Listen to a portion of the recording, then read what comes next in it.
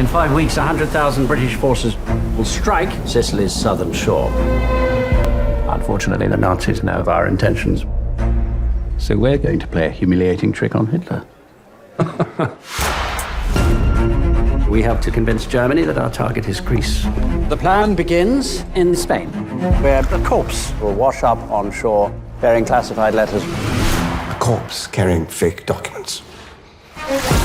Given the fascist network there, we could quite literally float the documents right into enemy hands. Prime Minister, that's too big a risk. The fate of the world is at stake. The plan is highly implausible. So when can it be ready? Well, what say we start with the easy part and find ourselves a corpse? The thing is, the Germans will scrutinize every detail of our fallen man. Where are his legs? He must be as real as you or I. He would carry a letter from his wife professing her deep love for him. Very good. And he would carry her photograph. My contribution to the mission for a seat at the table. Although, what if the autopsy reveals he didn't die of drowning? Or if the briefcase is returned to us without the Germans seeing its contents? Charles, why on earth do you keep poking holes in our plan? I'm preemptively poking.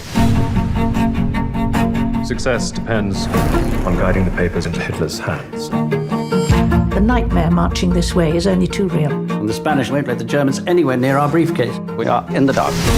If the enemy is waiting for us on those beaches, history herself will avert her eyes from the slaughter. I may vomit. I may vomit with you.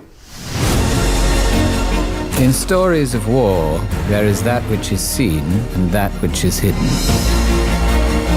In God's name, Fleming, what are you writing? Spy story.